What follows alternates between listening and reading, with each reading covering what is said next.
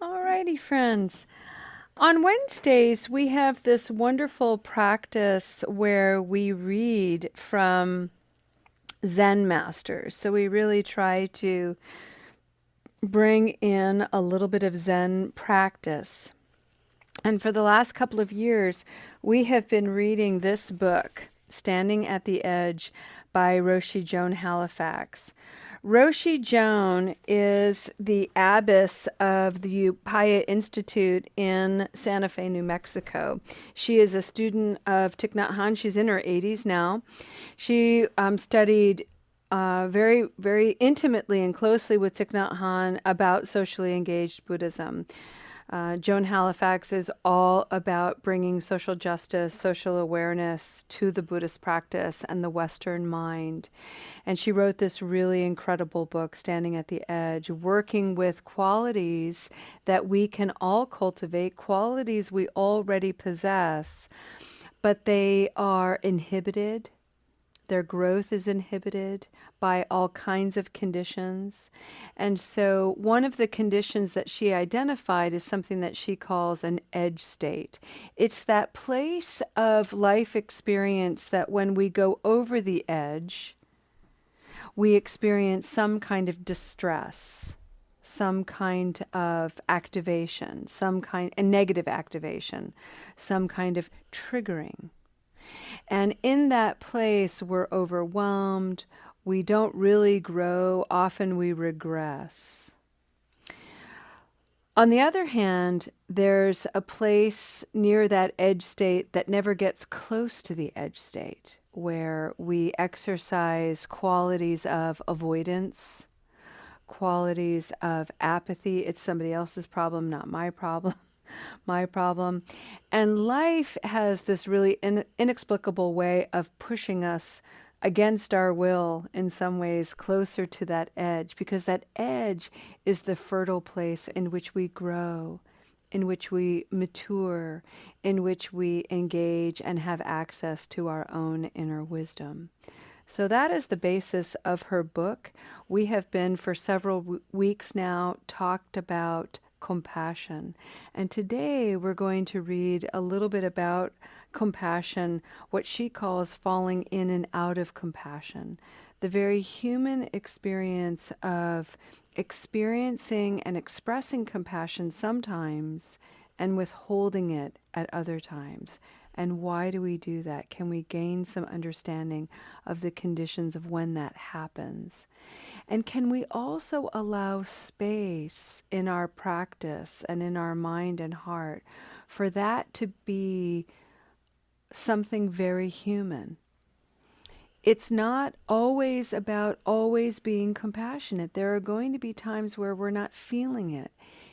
And rather than berate ourselves for it, get down on ourselves about it, use drugs and alcohol over it, can we sit with it and get curious about the conditions that are making us feel less compassionate in this instance versus another?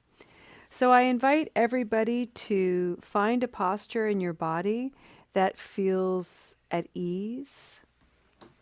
You may want to lie down. Our wonderful Patricia has cuddled in. Adrian looks like he's going to lie down. You can sit. If you're at your computer, I would encourage you to break that magnetic, electronic, energetic relationship with your computer screen and just turn your body slightly askew. Turn your eyes down. Maybe close them, or at least have the gaze come inward, and then enjoy the miracle of breathing.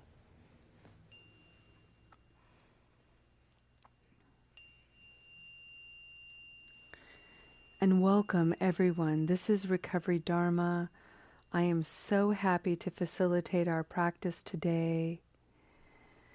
I really just want you to bask in the wisdom of Roshi Joan, her words. Allow them to gently rain down upon you and absorb through your heart and mind and interact with your own wise self. Allow ease to descend in your body and mind. If your thoughts are racing, take some deep breaths and simply acknowledge a racing mind. My mind is racing and unsettled. Breathe in, breathe out. If there's tension in the body, simply acknowledge I have tension in my body. Breathe in and out.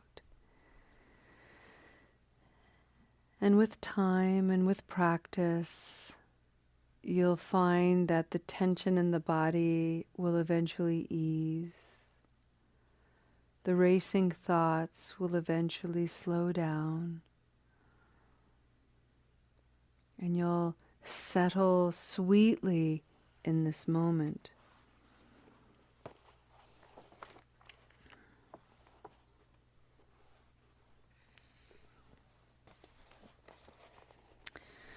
This is what Roshi Joan wrote, falling in and out of compassion.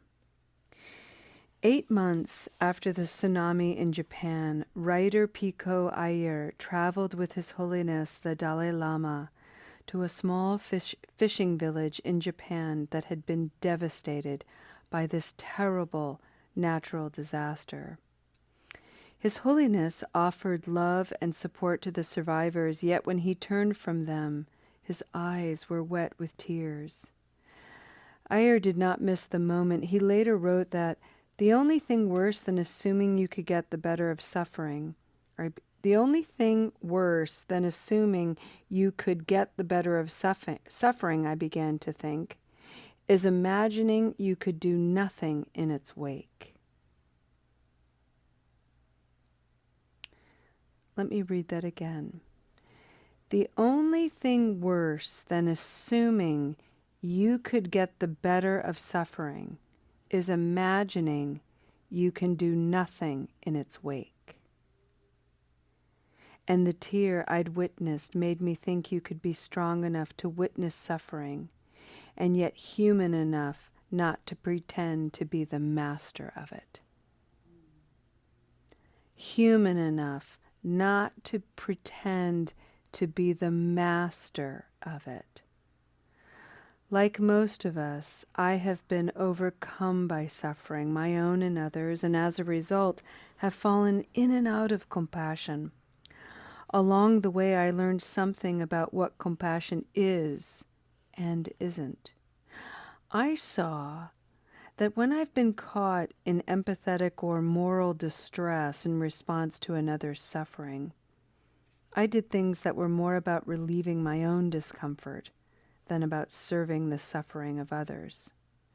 Sometimes my over-caring actually inhibited the person's experience as I slipped over the edge of altruism into pathological altruism, or I responded with a show of care in order to take care of myself and not so much the person I was there to serve. Other times, due to my distractions, numbness, or denial, all forms of apathy, I missed the fact that a student or colleague was suffering.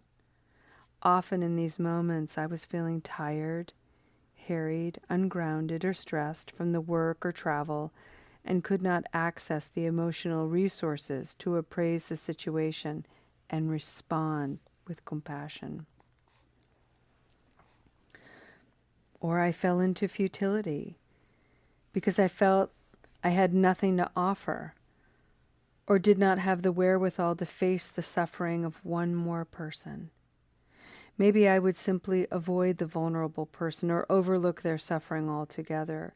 In the best of circumstances, my sense of moral responsibility reasserted itself and turned me back toward what might serve. Sometimes I found myself caught in the grip of moral outrage at the treatment of a patient or a prisoner. Ideally, this moment of anger would alert me to an unjust situation. I usually saw that being stuck in moral outrage was not healthy, and I would drop into an exploration of what might have contributed to the suffering and then work to try to bring relief to the person or the situation. When I was caught in the gaps between kindness, I sometimes could turn my eyes toward what was missing. Oddly enough, compassion became more visible by its absence. Compassion is not a single thing, but a suite of braided processes that emerge from the relationship between the mind and body. Compassion is influenced by the environmental, social, cultural, and relational context in which we are embedded. These transits over the edge into the swamp of my own confusion helped me come to know compassion more intimately. They showed me that through compassion, we can lift ourselves out of pathological altruism, empathetic distress, moral suffering, disrespect, and burnout.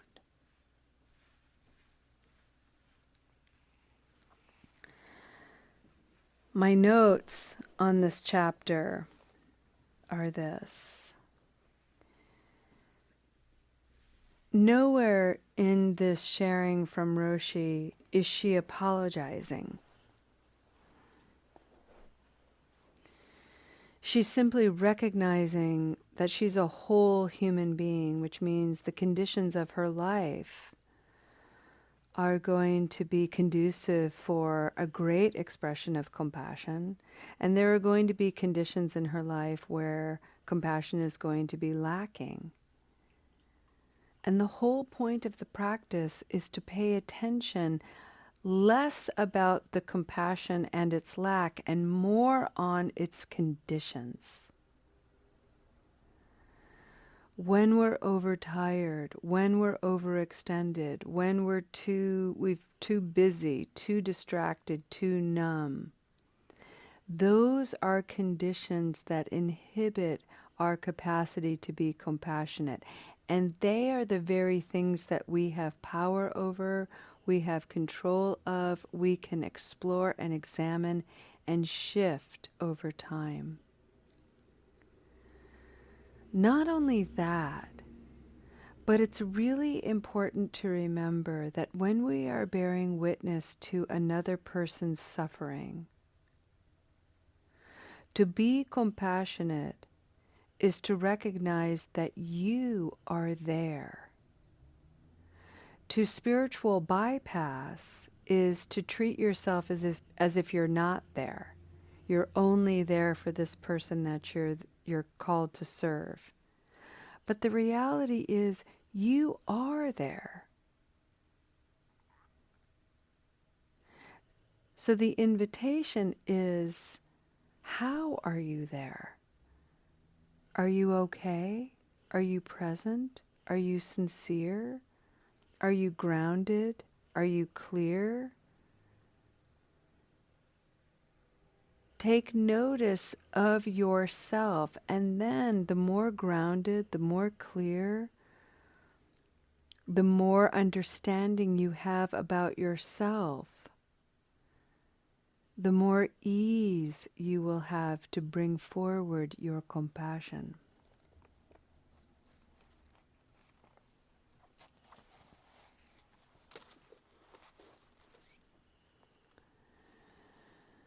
When we recognize that we are depleted, many of us have an attachment, a story that says, I need to push through. I need to not be selfish and take care of myself. I really need to go be with my friend. My friend needs me. And so we do. We push on through. We're exhausted. We're depleted. We're running on empty. And we show up for our friend. And the saddest part about it is we've completely convinced ourselves of the delusion that we are there being of service. 9 times out of 10, we are not. We are kidding ourselves. We are there taking care of ourselves. We are there because we don't have enough ego integrity to be able to say, I am depleted. And in that place of depletion, my act of service is going to be compromised. I am not going to be able to be of benefit to you in the way that I want and in the way you deserve. So I'm going to replenish my well, take care, have a rest, eat some good food, and tomorrow I'll be able to be of service and fully present without any distractions of myself because I've already taken care of my needs. That is compassion in action. And it is a practice, and we have to risk getting it wrong. And we will get it wrong. But there's wonderful opportunities to learn.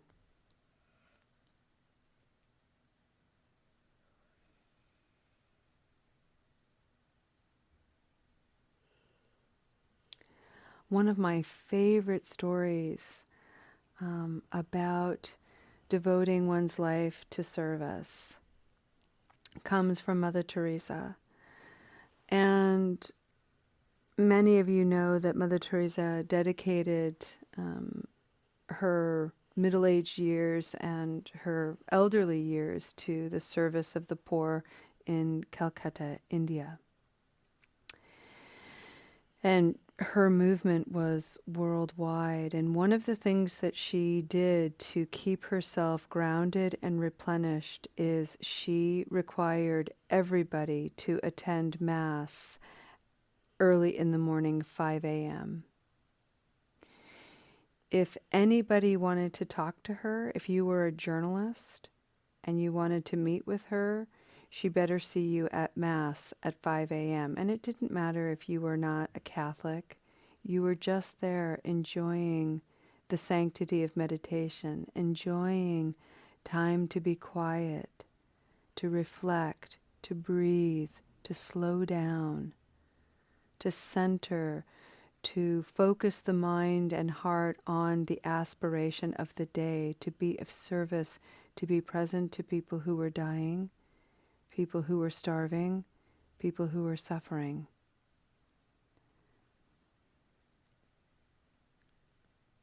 I have for 30 years been deeply inspired by her example. And it is one of the reasons why meditation, for me, taking time to be in the present moment, enables me to have a well that is rarely depleted. And it doesn't take much. That's the thing that's really incredible.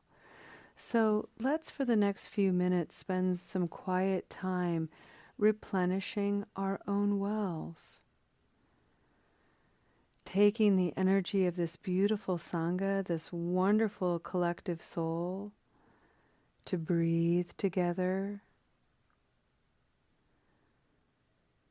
to know that each of us has hardships and struggles, and each of us has unbounded resilience and success.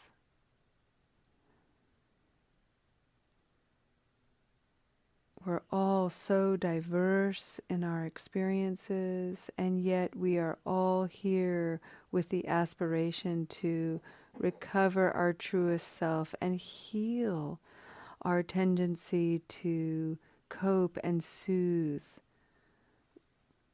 with negative habit energy. We are here to shift our relationship to those maladaptive strategies.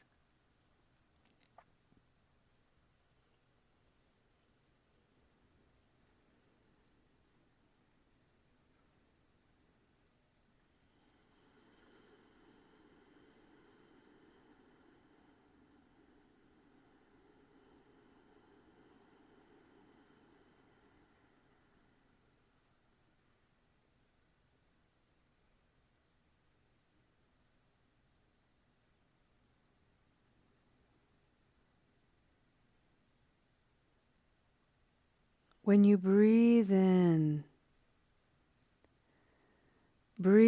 such a way that it feels like wrapping a blanket that has just come out of the dryer, warm, and wrap it around your body. And maybe even bring your arms in a little bit and shrug your shoulders up to just feel that kind of cuddled in sense when you're inhaling. And then on the exhalation, allow the body, the shoulders, everything to just relax.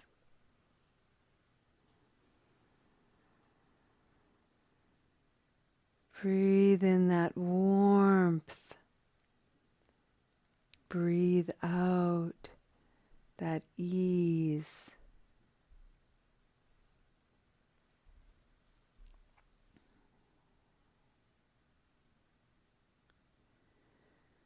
Make sure your hands are pointing, the palms are pointing down. Whenever you're in a meditation and your hands are pointing down, the palms are resting on your thighs. Energetically, you are grounding yourself.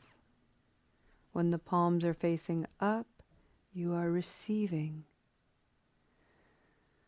For this practice, ground.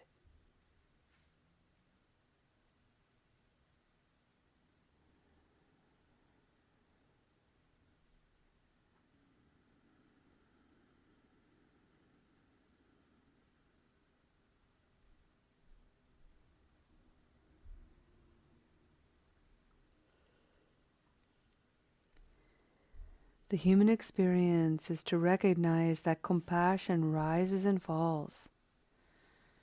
It is there sometimes and not other times. And the practice enables us to increase the space between those ups and downs, so we become more consistent, we become more compassionate and present. And the ups and downs get smaller and smaller. The waxes and the wanes are less and less over time and practice. And don't forget, above all things, when you find yourself lacking in compassion, it is an opportunity for learning and maturing, not an opportunity for self-flagellation and rejection. And when we shift our attention from becoming less abusive toward ourselves, lo and behold, we are exercising great compassion.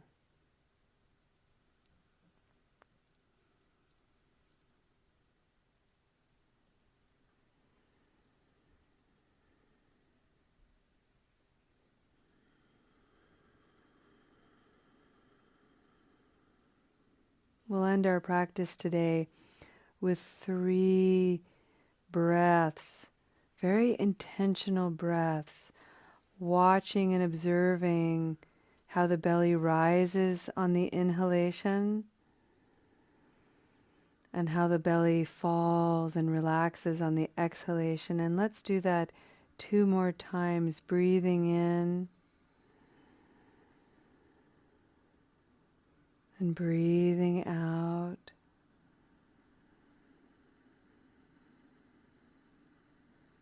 Breathing in, breathing out.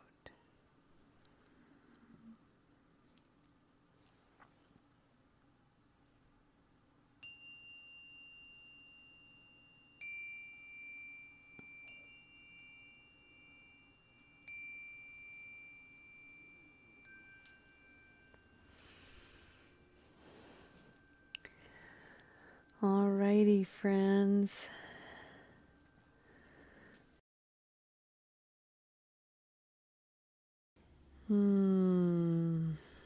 You know, one of the things we talk about in Buddhist practice and in circles and in terms of karma is sometimes our karma ripens not only for us but collectively. So I think about people who have been arrested, who have had DUIs, and I really feel very humbled by the experience because I've had times in my life where that could have easily have been me. That probably should have been me when I was a teenager, and it didn't happen to me. I was lucky.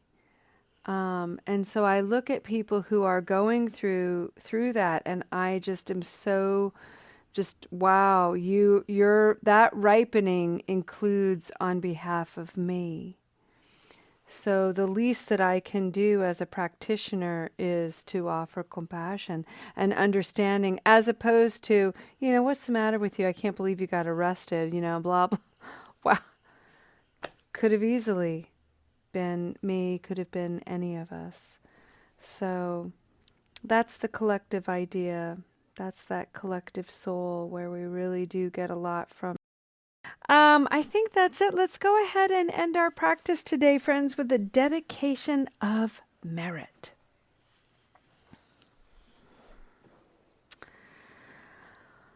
Ooh.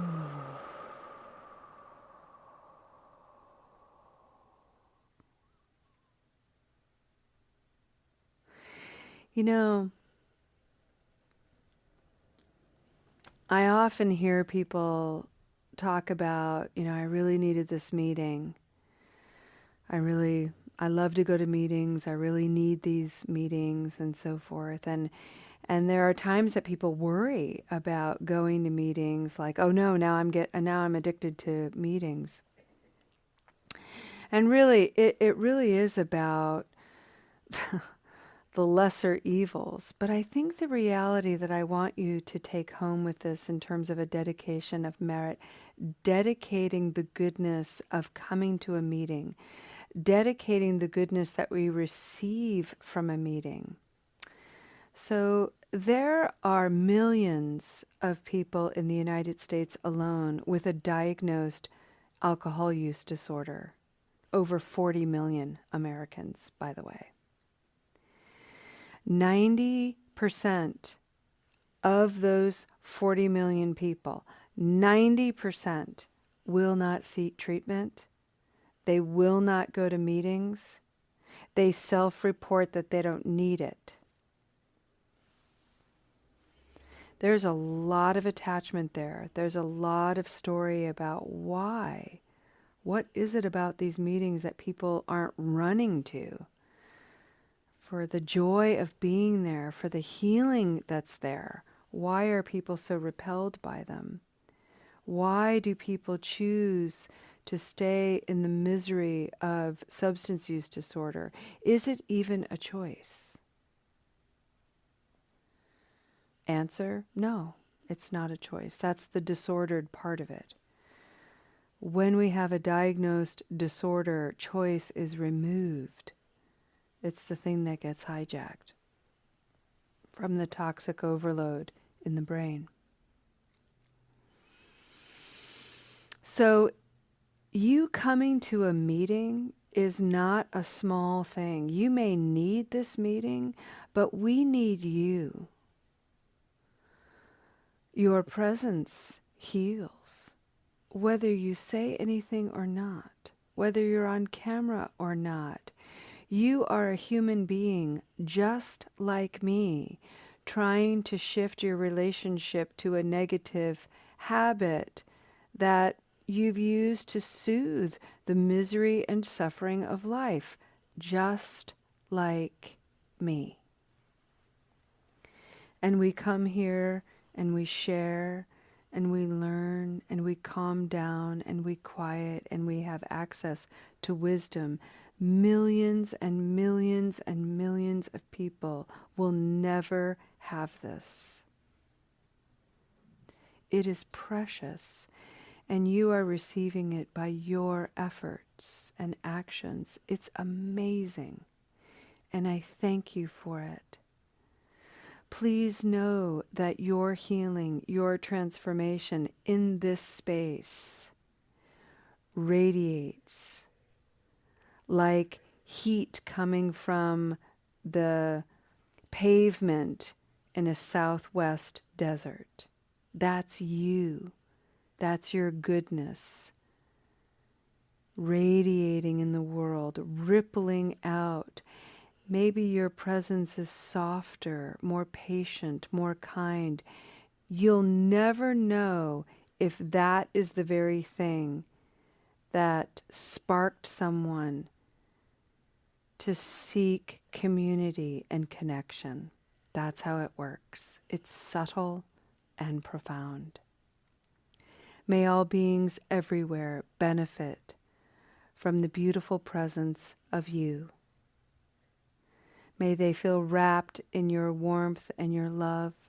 May they have a sense of wise hope, and may they find the resilience lying in wait, ready to come forward and heal. We'll see you next time. Namaste.